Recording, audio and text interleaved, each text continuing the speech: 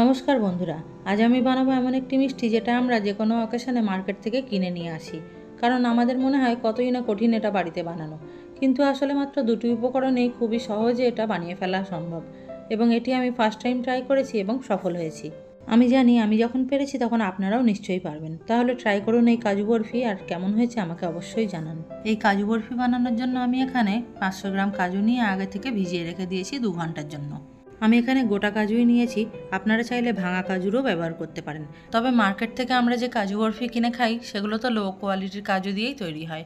ঘরেই আমরা বানাবো যখন, তখন ভালো কোয়ালিটির কাজুই ব্যবহার করব। কাজুটা ভালো মতো ভিজে গিয়েছে, এবার এটি জল থেকে ছেঁকে একটি মিক্সি জারের মধ্যে ঢেলে নেব এবং একটি পেস্ট বানিয়ে নেব। পেস্টটি বানানোর সময় কোনো রকম জলের ব্যবহার আগেই আমরা করব না। যেহেতু কাজুটা ভিজে নরম হয়ে আছে, তাই প্রথমেই আমরা জল দেব না, প্রয়োজন হলে তবেই দেব।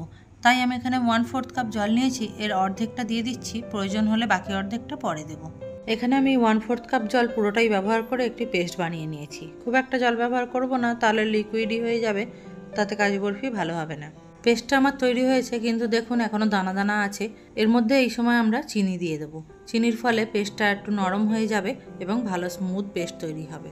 এবার কথা হচ্ছে চিনিটা কতটা ব্যবহার করবেন। কাজু যতটা নেবেন তার অর্ধেকটা চিনি দেবেন। আমি 500 গ্রাম কাজু নিয়েছি, তাই 250 গ্রাম চিনি ব্যবহার করছি। দেখুন কত সুন্দর স্মুথ পেস্ট একটা তৈরি হয়ে গিয়েছে। এখানে অনেকে কী করে, চিনিটা চাশনি বানিয়ে দেয়। তবে কাজু ভেজানো থাকলে চাশনি বানিয়ে দিলে হবে না। যদি আপনি কাজুটা না ভিজিয়ে ড্রাই অবস্থায় গ্রাইন্ড করে নেন, তাহলেই চাশনি বানিয়ে তবে কাজুর গুঁড়ো দিতে হবে। তার প্রসেসটা আলাদা। আপনারা যদি জানতে চান সেই প্রসেসটা, তাহলে আপনারা কমেন্টে জানান, আমি অবশ্যই নতুন আর একটা ভিডিও বানিয়ে দিয়ে দেবো। এবার গ্যাসে একটি কড়াই বসিয়ে তার মধ্যে দিয়ে দিলাম 2 টেবিল চামচ ঘি। ঘিটা খুব ভালোভাবে কড়ার চারিদিকে লাগিয়ে নিতে হবে।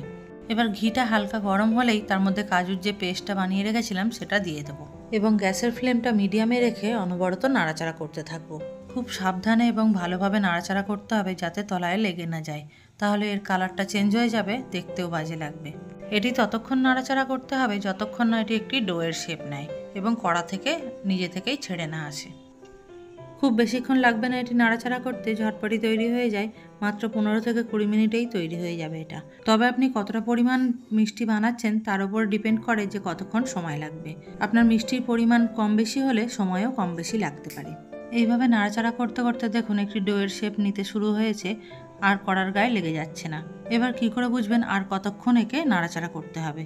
এবার এই যে বরফির ডোটা তৈরি হয়েছে সেটা হাতে একটু নিয়ে এইভাবে দেখবেন, চেক করবেন। যদি দেখেন হাতের মধ্যে জড়িয়ে যাচ্ছে এইভাবে, তাহলে জানবেন এটি হয়নি, বাকি আছে। তখন একে আরও 5 থেকে 7 মিনিট ভালোভাবে নাড়াচাড়া করে নেবেন এবং তারপরে আবারও চেক করবেন। এবং যদি দেখেন এরকম বল আকারে তৈরি হয়ে যাচ্ছে, হাতে আটকাচ্ছে না, তাহলে জানবেন এটি রেডি হয়ে গিয়েছে।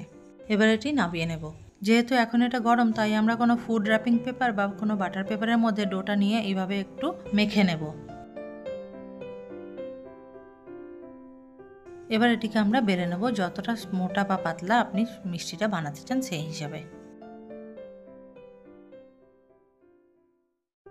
বেলে নেওয়া হয়ে গিয়েছে। এবার এর উপরে আমরা এই ধরনের সিলভার পেপার লাগিয়ে দেবো। এটি অপশনাল, তবে দিলে পুরো দোকানের মতো ফিল আসে। এবার এটাকে আমরা কোনো রকম নাড়াচাড়া করব না, এই অবস্থাতেই ঠান্ডা হয়ে সেট হওয়ার জন্য রেখে দেবো। সেট হয়ে যাওয়ার পরে একে বরফির আকারে কেটে নেব। এইভাবে আপনারাও বাড়িতেই বানিয়ে ফেলুন এই রকম কাজু বরফি। এতে সাশ্রয়ও হয়। দোকানে আপনারা যে দামে কাজু বরফি কিনবেন সেই দামেতে বাড়িতে তার দ্বিগুণ কাজু বরফি বানিয়ে ফেলা যায়। আর আজ তো রাখি পূর্ণিমা, এই রাখি পূর্ণিমায় অথবা কালী পূজায় বা দেওয়ালিতে এইরকম মিষ্টি বাড়িতেই বানিয়ে ফেলুন আর এর স্বাদ গ্রহণ করুন। এবং কেমন লাগলো আমার ভিডিওটা অবশ্যই জানাবেন। কোনো রকম ভুল ত্রুটি হয়ে থাকলে সেটাও জানাতে ভুলবেন না। তার ফলে আমি নিজের ভুলগুলো শুধরে নিয়ে আরও ভালোভাবে ভিডিও করার উৎসাহ পাবো।